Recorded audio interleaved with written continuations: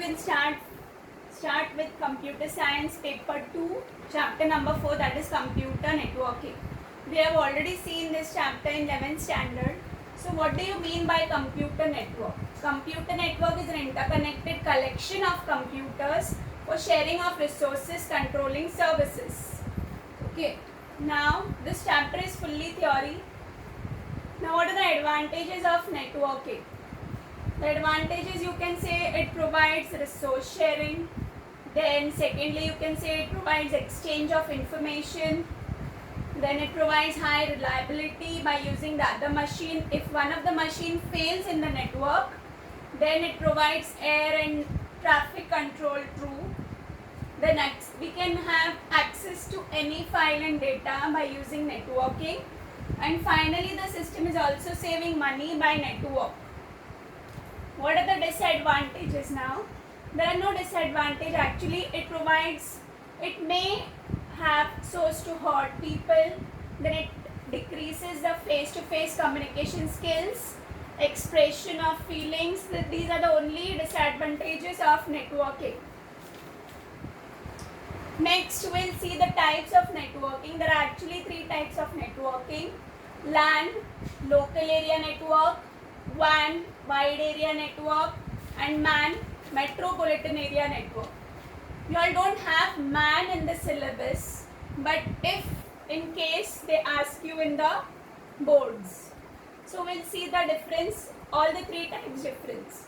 First, LAN. So LAN stands, first difference you can write is it stands for local area network. You can change the difference to by your own.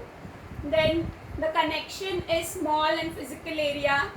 Then the data transfer rate for LAN is less. Then the data transfer rate for WAN is less as compared to LAN. LAN gives you the best speed and the best data transfer as it covers a shorter area as compared to the other 2 types, that is MAN and WAN. So example also you can give us for LAN, a computer lab in a college. Now MAN, for MAN, which stands for metropolitan area network, it covers a large geographical area than LAN. That is, for example, you can say it is used to connect states, small areas. Then it is used along with an internet and Ethernet. Ethernet we'll see in the next lecture.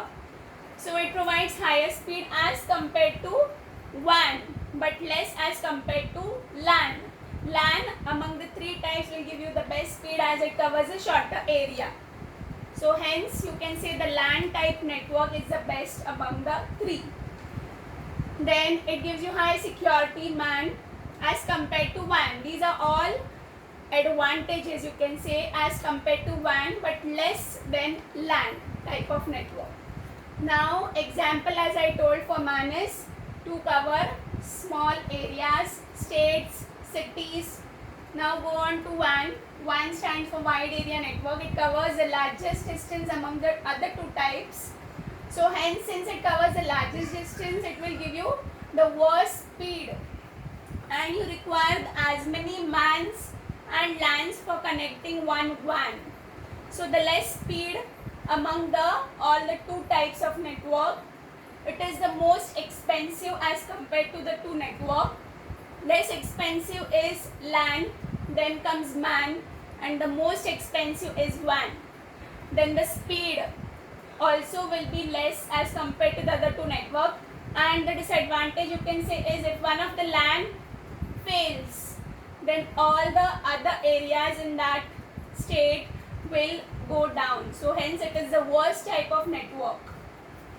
Now we'll move on to the next topic, that is transmission media. What do you mean by a media? Media is nothing but a cable. So transmission media you can say is, the transmission media means how a cable will transmit electrical signals from one computer to the other computer. That is, it is a pathway that carries the information from sender to the receiver.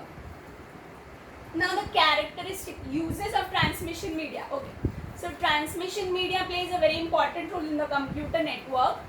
It is actually, as I already said, we use this transmission media to transfer some information from one of the computer to the other computer. So next topic, the important topic is the characteristics of transmission media. There are total 6 characteristics. Number 1 is cost of the media. Second is installation. Third, bandwidth. Fourth, band usage. Fifth, attenuation and immunity. Now we'll see one by one all the transmission media characteristics. The very first was cost. The one of the major factor for purchasing any cable is the cost. So the first thing that we'll see is the cost of that cable. For a very fast or new technology, the cost of that cable will be very expensive. Then comes installation. Installation again depends upon the cost here. So it requires skilled labor to install all the cost. It requires skilled labor to install all the cables. So before installation, we need to prepare the actual layout, physical layout of the network. Next comes the bandwidth. Bandwidth you can define as the capacity of that particular cable to transmit the data. And that data is transmitted in bits per second form. And also you can say a short cable will have greater bandwidth as compared to the long cable. That means a short distance, that means a LAN cable, LAN, local area network cable will have greater bandwidth since it covers less area. And since it gives you better bandwidth, that means you will get the best speed. Next comes band usage. Band usage is shared so that the maximum usage is obtained. Now there are two transmission modes as baseband and broadband. Now baseband requires LAN as it covers shorter area, and broadband, as its name suggests, it covers more area, broad area.